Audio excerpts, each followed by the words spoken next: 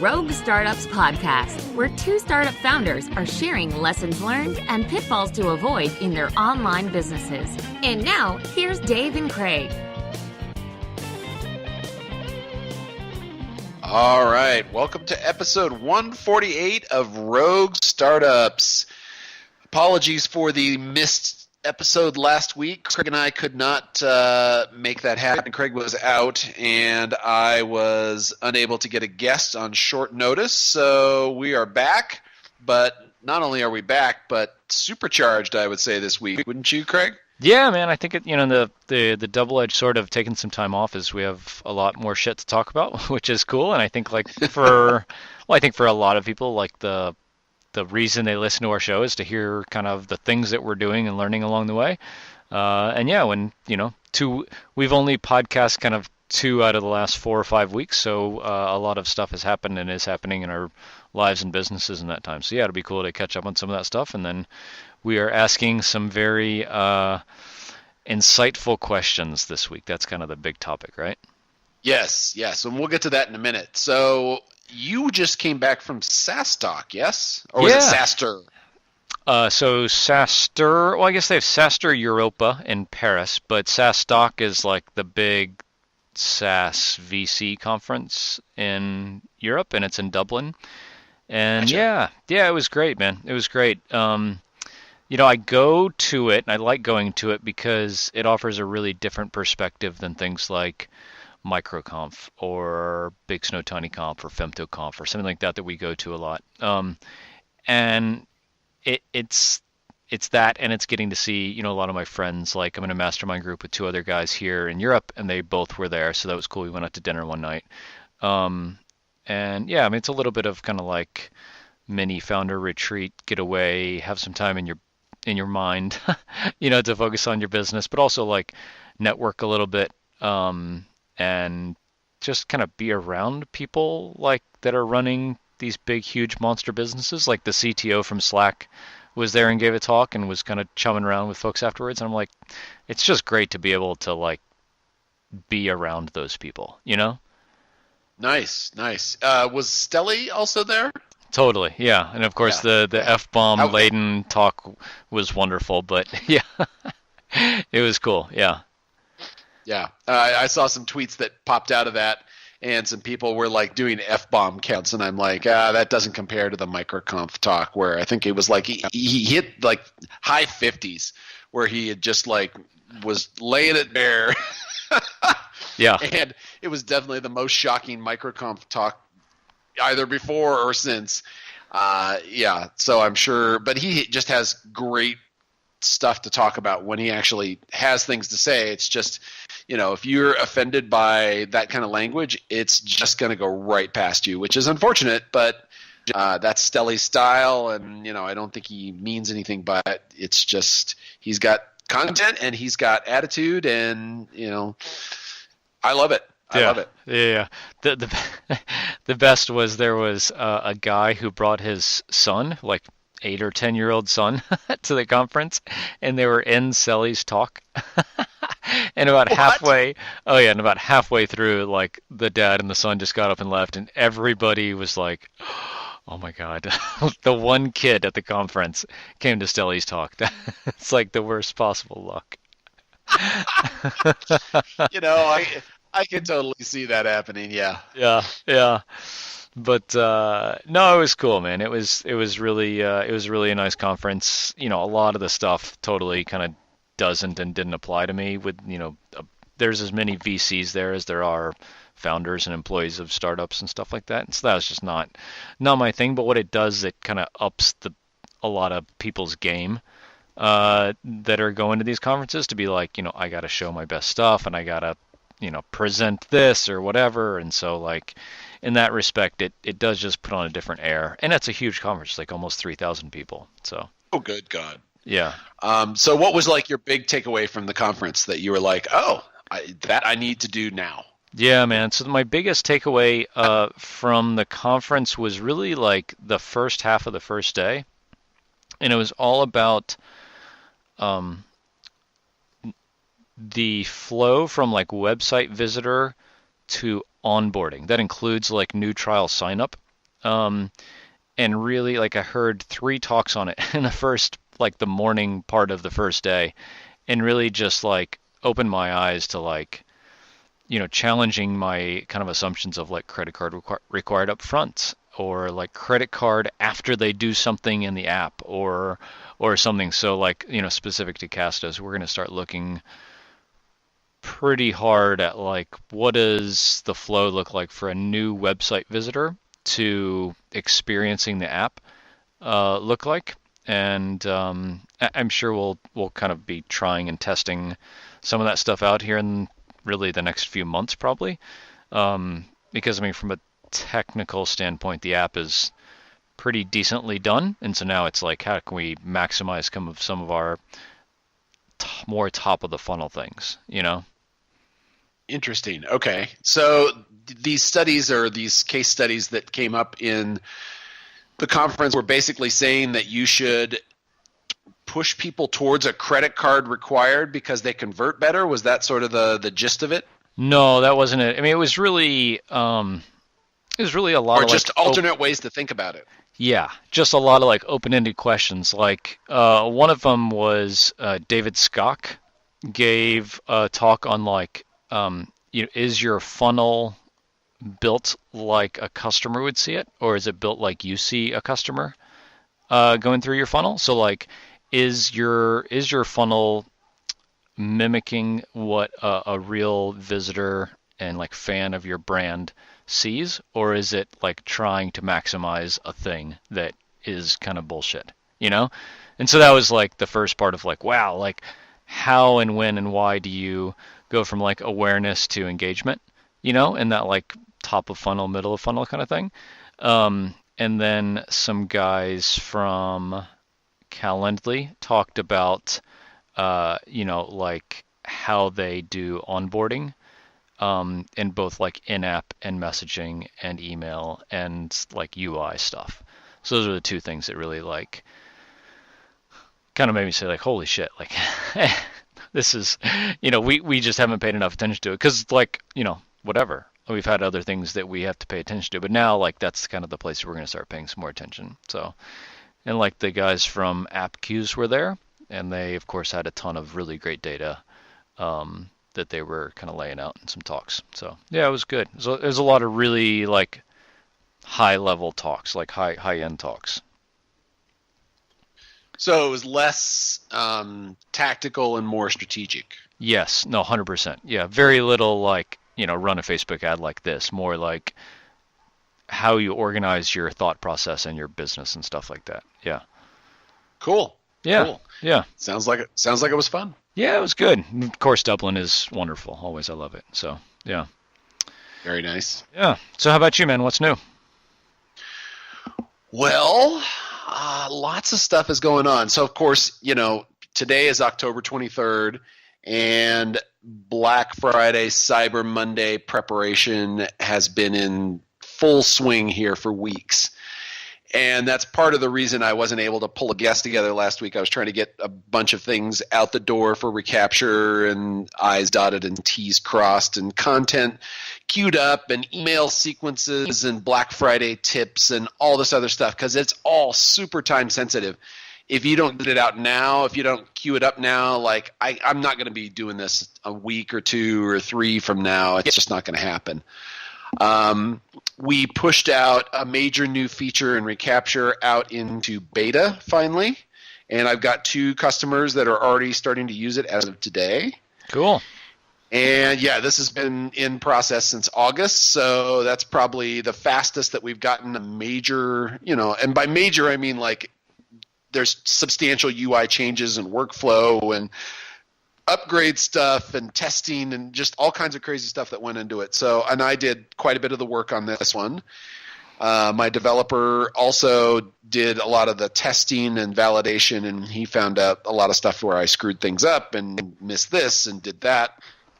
And I was still sort of learning Node the whole time going through all of this. And, I didn't really have to do a lot of UI work because a lot of the UI screens were somewhat similar to what we had, but they still had substantial changes that had to happen. Mm-hmm. So it's not like I had to learn React or anything like that, but it was still just a shit ton of work to push that thing out the door. And I was, I had said it had to be out by end of September.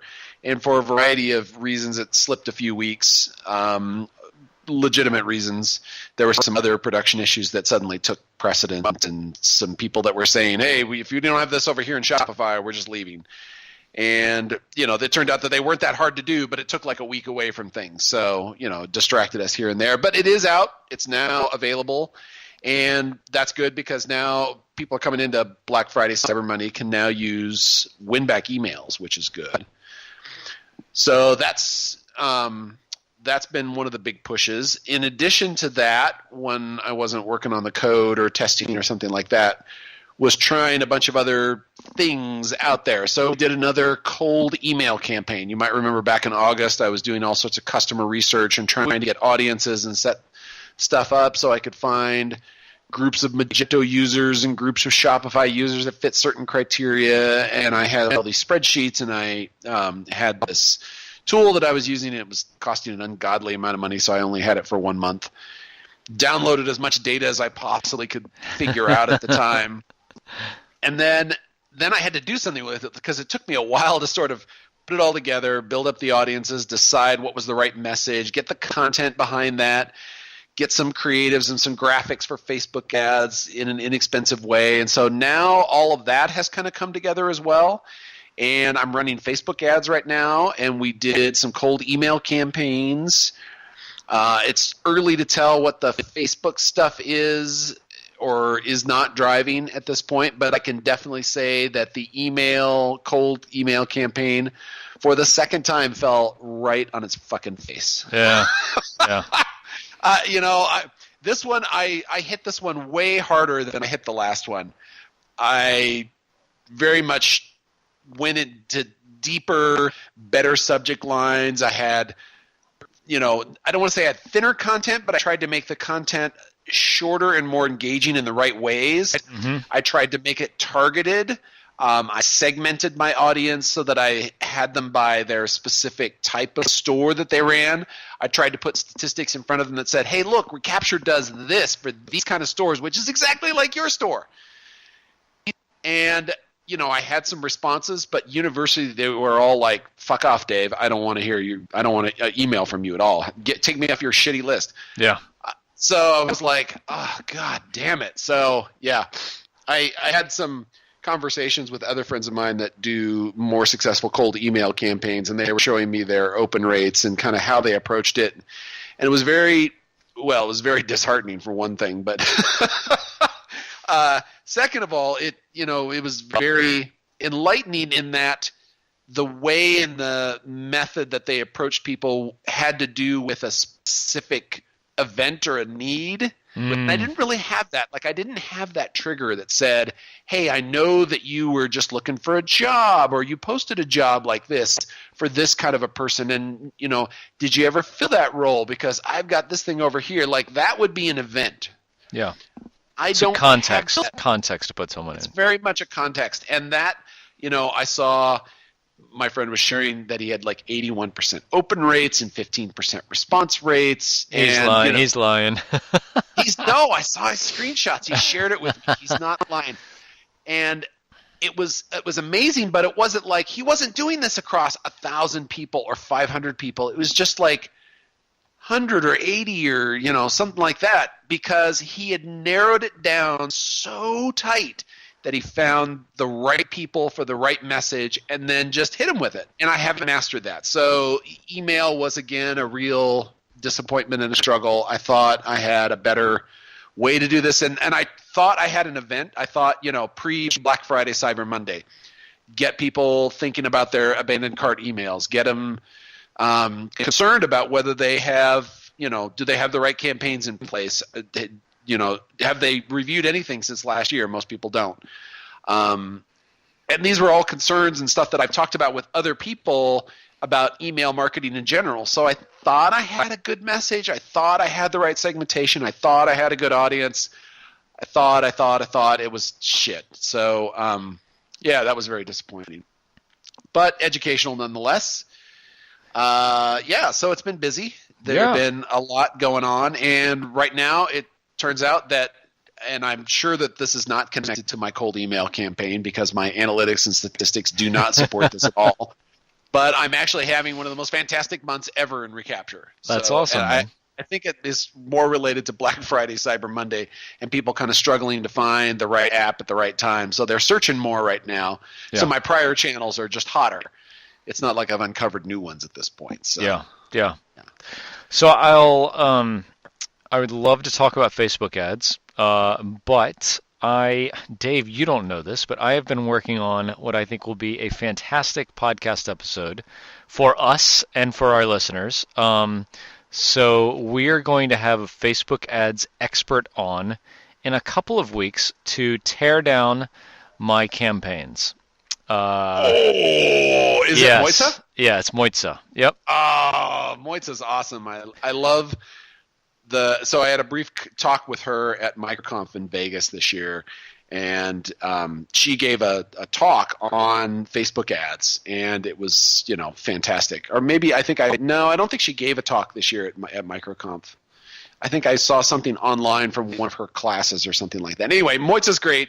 I'm looking forward to hearing that and having her on here and being able to pepper her with some questions about my own campaigns, given the fact that I've just recently run them. Can I just say that Facebook keeps changing their fucking interface like every 2 to 3 months? Just when you get used to it. Maybe every 2 to 3 weeks. Just when you get used to it. Yeah, no, it's horrible. I remember, in the past 6 months, I've been into Facebook ads 3 different times. Didn't run the ads until recently, but every single goddamn time, it's different. Yeah. Everything's rearranged. They've changed the colors. They've moved the interface. The stuff that they're displaying is different than before. They've set things up. I mean, the Cambridge Analytica scandal has them definitely retooling a lot of stuff. And this last time, I had to do the most crap I've ever had to do just to get a campaign started. Because now you got this whole business manager thing you're supposed to sign up for and separate that from your Facebook account and link the two together and do all this authorization. And I'm like, what the hell is all this horseshit I'm having to do here just to run some ads? Yep. And I'm sure it's in response to all of that stuff, and they've now got to do all these crazy separations, and the audience stuff has changed dramatically. Just so many changes in there. So all the things that I thought I knew, they're wrong. They're changed. They're different. Yeah. So and that's why her and I have been talking for a couple weeks about this.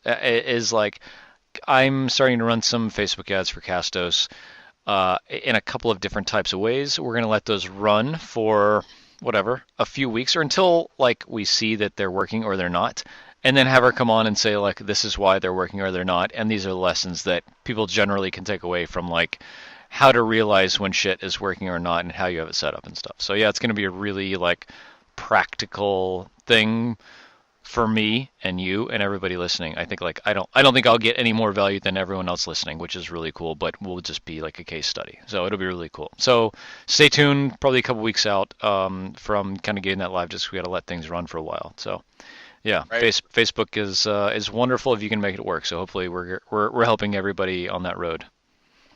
Great. Well, I'm really looking forward to that episode myself now. That's awesome. Yeah. Glad you pulled that together. Yeah. So Dave, we have a couple of tough questions for maybe ourselves and for people to ponder, right? Oh yes, more than a couple. So let me give you a little bit of background here for everybody who's listening.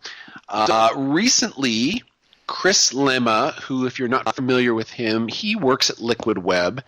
He is a vice president of something or other. I don't remember what his exact title is, but Chris Lemma is a really smart guy in the WordPress space, and he has very strong strategic thinking. He's a mentor on Clarity.fm, big guy in the WordPress space in general, attends all the conferences, and just a really smart, good guy to know. So he also runs Cabo Press, which is another one of the smaller conferences, and they just ran a couple weeks ago, something like that, because I saw some people that were in my MicroConf Twitter feed that also went to Cabo Press and were talking about this.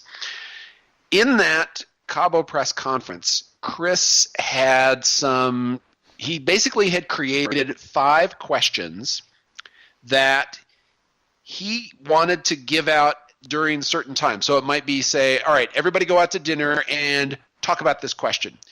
And it was designed as an icebreaker because every night you got dumped at a table with other people you didn't necessarily know, but people that, based on the interviews that Chris did on his intake, would be good people to connect with.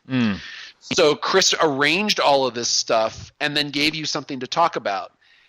And the questions that he gave, he tweeted them out after Cabo Press, or maybe it was before. I don't remember. Somebody tweeted them out, and I saw these things, and I'm like, oh, my God, these are incredible questions. And that's what we wanted to talk about today, is these 5 questions. And we actually have another one that you came back from SaaStock with, right? Yep, absolutely. Yeah. I don't know that we'll get through all of these today, just in the interest of time, but we'll definitely get through as many as we can, and maybe we'll make this a 2-parter. But yeah, so the first one is, I think, a very classic, like, just charge more, but it is, what would happen if you doubled your prices or rates? And I think this is a tough one because it makes you kind of work your business backwards from price to your product or your deliverable or your service or the outcome. I don't have a great answer for this one, Dave. Like at Castos, if we charge double what we charge now, everyone would leave. So. Yeah. Well, wait till you get my answer. So yeah, keep going. Yeah. So so everyone would leave, and that's probably most people's answer is like, if for the same product I have now I charge double, everyone would leave because there's this thing called competition. And your competition probably has something kind of similar to what you do for kind of the same price, give or take. So the thing you have to figure out, or I would have to figure out, or we all have to figure out, is how could you make your value twice as much to your customers? Or more, to where it's a freaking steal at double whatever you're charging now. Exactly. Like, you don't want it to be, oh, I get twice as much value for twice as much price. You want it to be like 10 times as much value for 2 times the price, and then it becomes a no-brainer, right? Mm-hmm. Yeah. So, I don't know what that would be. We've raised prices once at Castos, and it's gone over okay. And we raised them by 20% or so. But I think we're definitely up against the high end of that for what we offer now. In terms of technology and things we could offer, I don't know that there's a whole lot more we could do. We would never charge someone $100 a month for podcast hosting. And that's a lot more than double. But yeah, I don't know. How about you, man? What would you try to add value with to justify doubling your prices?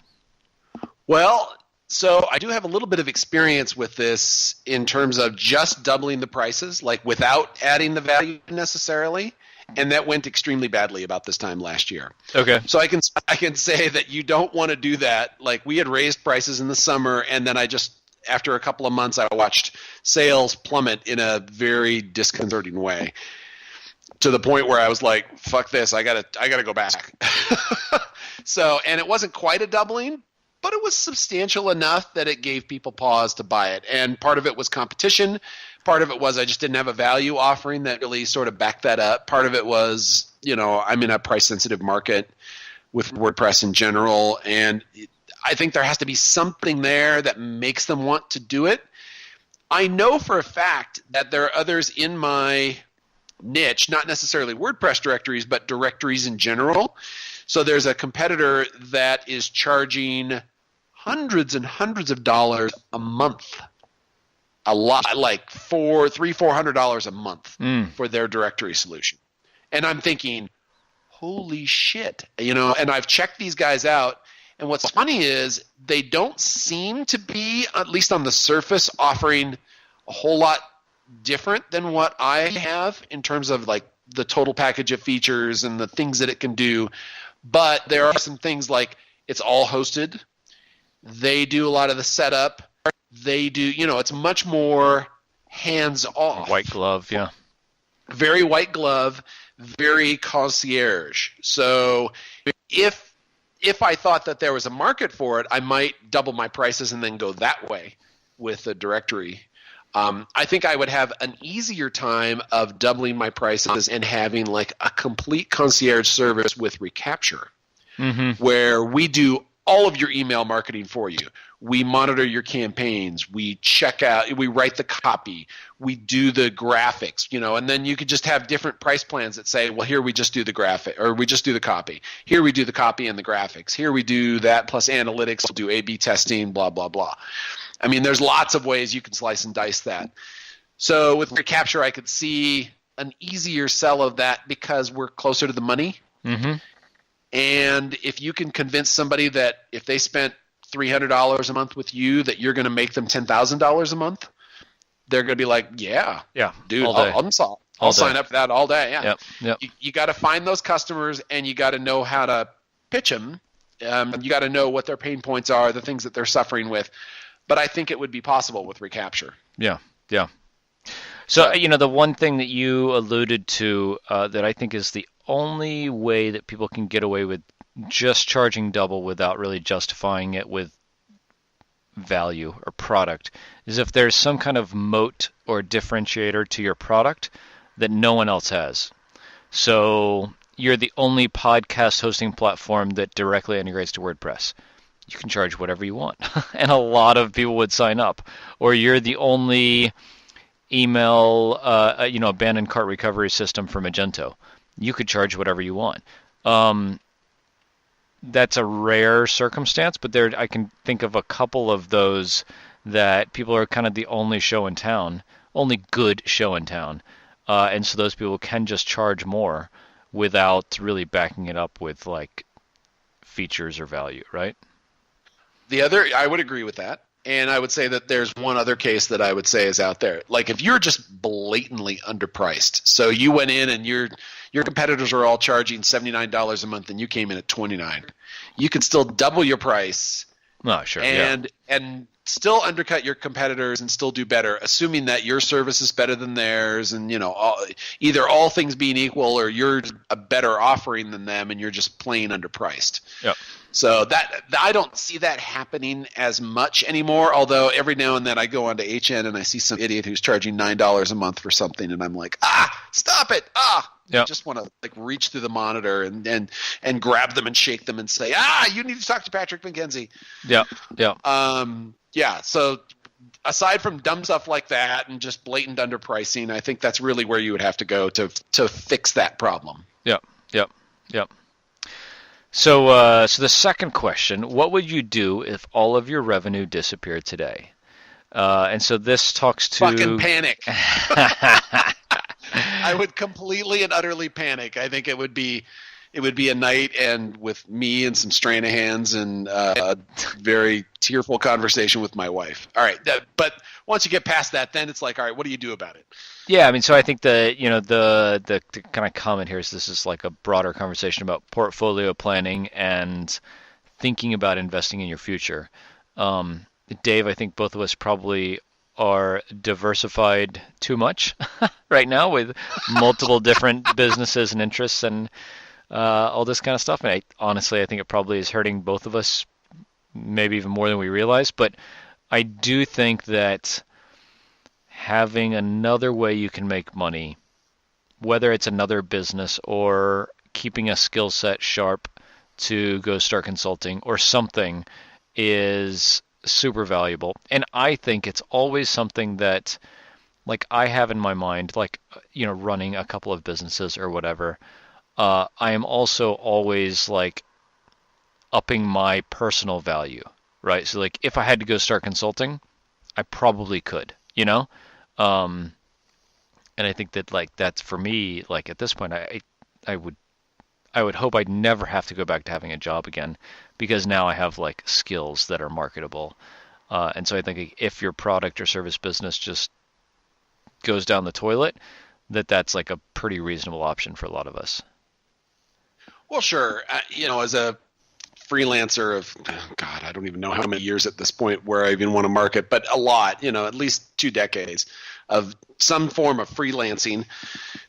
Clearly, I could just lean back on freelancing and use a new skill set. And like the fact that recently I did stuff with Node means that I could go and do some Node consulting, which is much probably easier to find jobs in at this point than, say, Java consulting, which is where most of my wheelhouse is for my freelance client. So there's certainly that to consider. I was going to answer the question actually just from a pure business perspective. Because yes, if everything fell through the toilet, like if all my businesses tanked overnight spontaneously at the same time, which is unlikely to happen, then I could fall back on that. But let's assume that it's just one business that hit the skids. Let's say it's the WordPress business that died overnight. All right, well, so then I have to ask myself the question, why did it die? What changed about the market fundamentally that made everybody shift away from that? So I'd want to understand that. Once I understood that, then I could say, all right, am I in a position where I can leverage that these people now suddenly want to move to something else? Like, is everybody moving off of WordPress? Should I start, because I've got this huge email list to the tune of like almost 40,000 people. So I now have 40,000 in an audience that I could contact. What can I contact them with that is of value to them? So maybe maybe Matt and everybody in the WordPress community is spontaneously combusted, and a la Infinity War, and now WordPress is no longer a viable option, and everybody's panicking trying to get off. Yeah, great. So now you have to write some content about how to migrate which off might of happen with Gutenberg, right? It might. Who knows? It might. And so, like, I've got an audience of 40,000. I could start sending out content that talks about, hey, how to move off of WordPress to whatever is looking like the thing that everybody is moving to. Maybe start doing some consulting around that. Maybe, so there are tangible assets that no matter if the business tanked, I would still have in my possession, mostly around the audience. So that's one approach that I would take. If it was something like recapture, I would probably want to understand again, like why, it doesn't seem likely that abandoned carts are suddenly no longer viable overnight. That I just can't imagine a scenario where that happens unless every single vendor suddenly puts in advanced abandoned cart functionality into all of the platforms, which has historically not happened. So I don't know exactly what that would look like, but I can say that I would probably look at other things in e-commerce and be like, all right, money is still flowing online. What can I do to offer value that people need in that space? And do I have contacts in there? Like, I have some expertise now. I know some people. I know agencies. So I could use my network as a way of leveraging that and then try to build something for the future. Yeah, I mean, I would say that's the way I would approach it. Yeah. And I think the one thing that you touched on, just to kind of reemphasize there, is I think these days all of us are working on or with some kind of platform. And so how to make sure that you're a value-added aspect of that platform and not something that the platform can replace directly is something to avoid all of your revenue disappearing today. And I think we've talked about this before, but just like, Dave, like you mentioned, like Shopify is not going to replace everything you do with recapture. They might, and they do have some of the things, but the more you can add value to what you offer all of those people at Shopify to where they could never replace you, is like, I don't know, something I always think about is like, how can I be indispensable even though we integrate with, a couple of different platforms? So.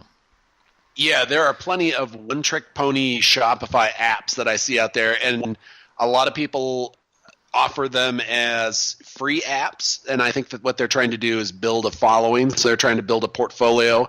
And one of the common strategies in Shopify is to build a free app, get a bunch of people to install it, and then use that as a marketing hinge to try to get them to do a something else. Yeah. And there's plenty of businesses out there that just launch little free apps, and they're trying to use that to get people into a paid app. But so my friend Rich Buggy, who is a listener of the show, hi Rich, shout out to Rich Buggy here, who lives down under, and he and I were having a conversation one time about Shopify apps, and he said something that I thought was very true. And the more I watch the Shopify app store, the more I think this is heading in this direction. is that all apps are basically tending towards free. So we're kind of heading to the, it's a race to the bottom. And I think that's true to a certain extent for really basic functionality, because everybody's trying to distinguish themselves by being the free app for X. But after a while, you no longer are distinguished if there's a sea of free apps all for X, Yeah. And then people are just confused, and then they go by ratings or search terms or whatever. So it's about gaming the search in the store, and that only takes you so far. So anyway, I'm thinking that if you're going to be in the App Store, you really have to distinguish yourself in a way that provides significant value over whatever is in the App Store there for free or for what you get by default on that platform. So, like, for example, the Shopify abandoned cart emails, they suck. They just suck. You get one email, the designer's lousy, you can't, there's limited scheduling options. They give you like 6 choices of what times you want to do it afterwards. And, there's no follow-up after that. So Recapture, is not going to be replaced by Shopify because they don't seem to have any interest in doing that. And then there's also the whole deliverability problems and the monitoring and the analytics, and just Shopify does none of that. And even some of the free apps, they just don't come anywhere close to that. So those that are serious about their store and serious about tracking their users' behavior and trying to figure out why they're abandoning and a live cart feed and all this other stuff, like there's an obvious reason to go with Recapture if you have carts that are being left in your store. Yep. So, I mean, I'm not particularly worried about that. In fact, I think I had somebody next to me who had asked me about my business when I was up at Shopify Unite this year, and they had said something about, abandoned carts are now available for everybody. And they looked at me like, oh my God, your business just got ruined. And I was like, no, not really. Yeah. In fact, if anything, it's now given more people the taste of the shitty experience so that they're more incented, I think, to find something that works better. So I don't know. I think you can look at it in different ways. That's just my take on it. Yeah. No, that's great. That's great. Yep. All right. So the third question here, which I got to pull up real quick, and this one is, I think, one of the more interesting ones. The first two were really good, but this one, I love constraints. When you get a constraint, I think you have to think really creatively, and this one throws an artificial constraint on you. And in this one, the thinking exercise, I think, would benefit you even if you don't actually do this, because you can definitely find things where you can optimize your business and make it more lean. And the question is, how would you go about delivering everything you do today on only 70% of the cost? Work a lot more. Work a lot more. And that's not an acceptable answer. Yeah, so I mean, I think that the answer is not the important part, but the thought process is like, what do you absolutely have to have to deliver your product or service? What do you think you have to have, but really your customers don't care about, or don't care about in the way that you provide it, or the quality, or the fashion, or the timeliness, or whatever? I mean, so with Castos, we didn't have built-in analytics for like 6 months. And I mean, it didn't affect like the cost. Well, it did a little bit affect the cost of providing our service, but I mean, that's kind of like to the point of like how much of like what you think you need to deliver to a customer do you actually need to deliver? And the answer a lot of times is a lot less, or just different than what you think. Even if you're like really in the business, like I'm really in the podcasting space, you're really in the e-commerce space, like you think you know what customers want, but a lot of times it's like these really weird tangential, unanticipated things that you think that they need, but they don't really. And so that's where I would go first and say, like, is there 30% of the stuff we do right now that I think is nice, or our customers think is nice, but they won't leave if we don't do it? Yeah. I have a great example of what you just talked about, that it's something that happened to me in Recapture here. So earlier in the year, I had like 2 or 3 customers that were like, you need to support coupons. And I'm like, well, we do support coupons. They're like, no. You support throwing a coupon code inside the text of the email. What I want to do is have them click a button, have the coupon code already applied, and go straight to the cart. And I'm like, oh, well, and then I sat down and designed this whole thing that integrated in and had dynamic coupon codes, because this person had talked about wanting to have unique codes per email.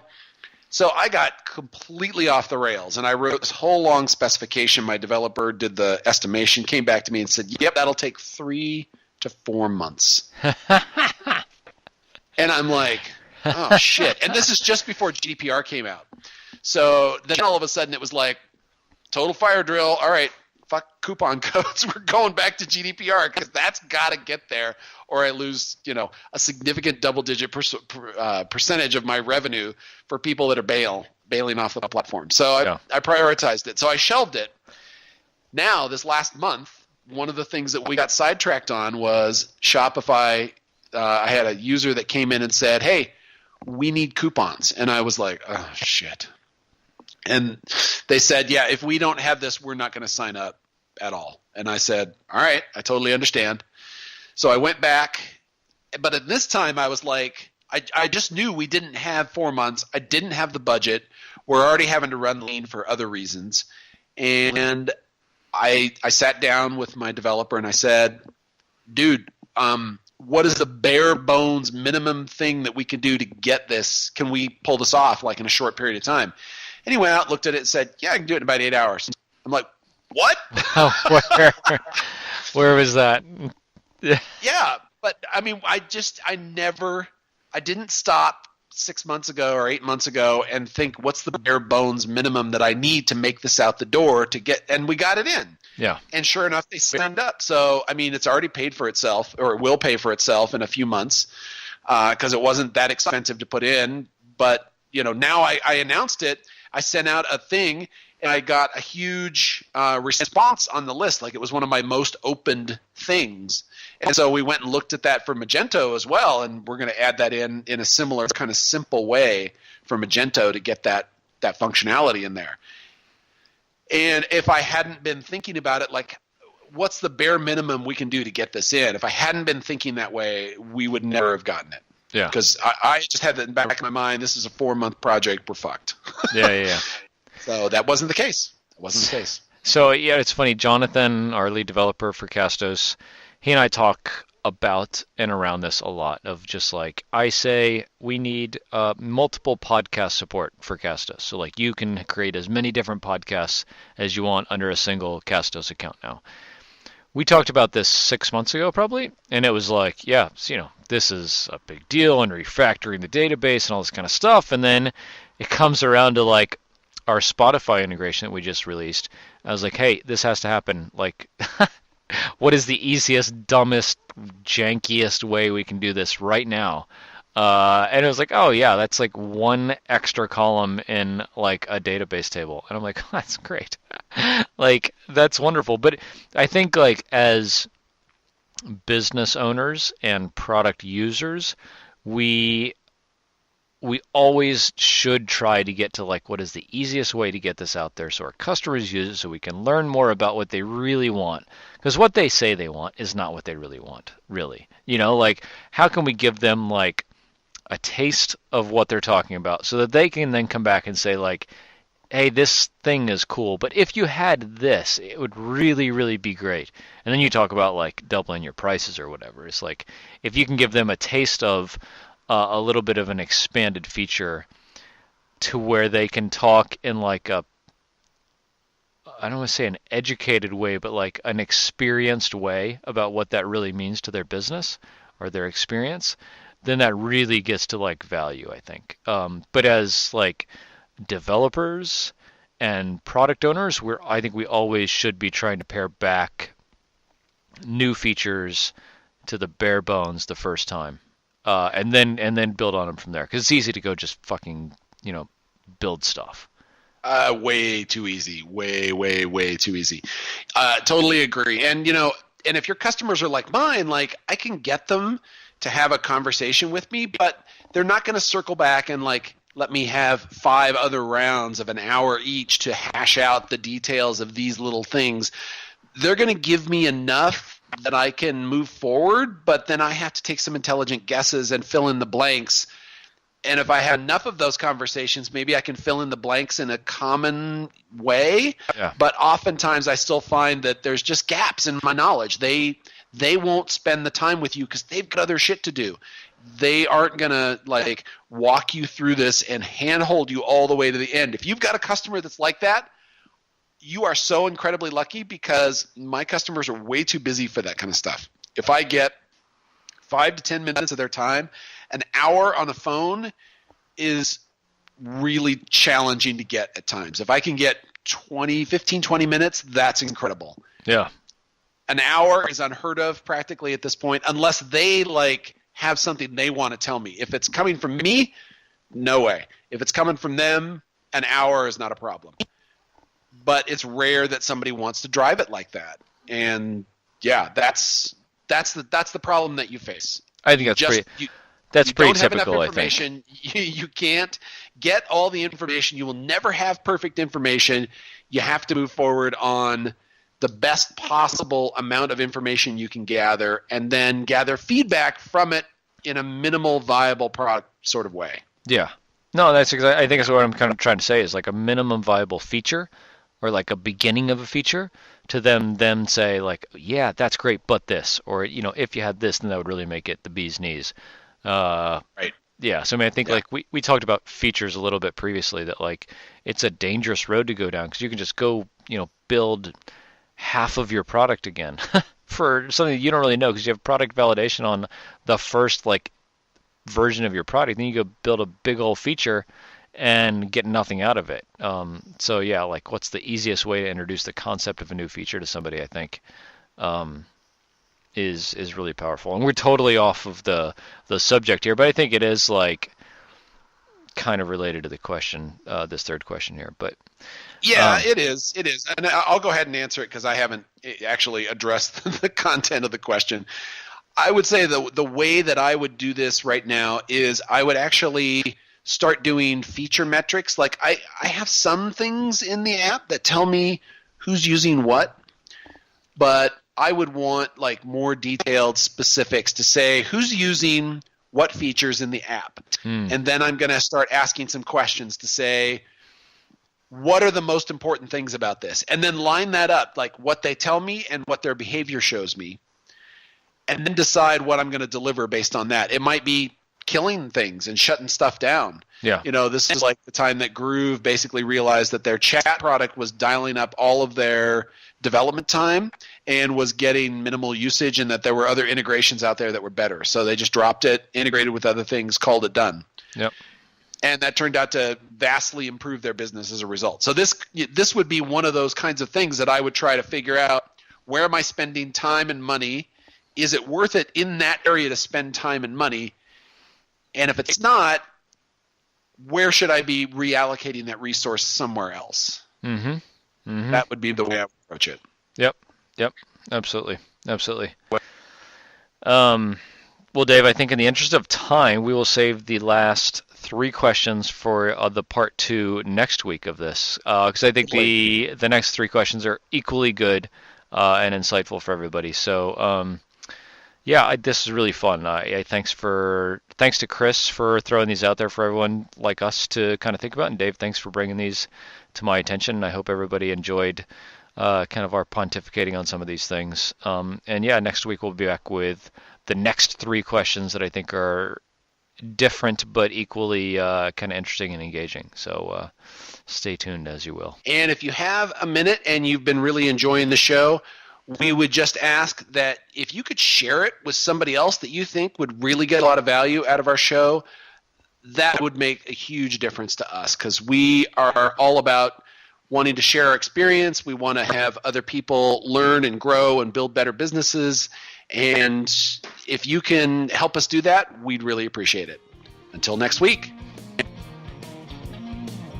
Thanks for listening to another episode of Rogue Startups. If you haven't already, head over to iTunes and leave a rating and review for the show. For show notes from each episode and a few extra resources to help you along your journey, head over to roguestartups.com to learn more.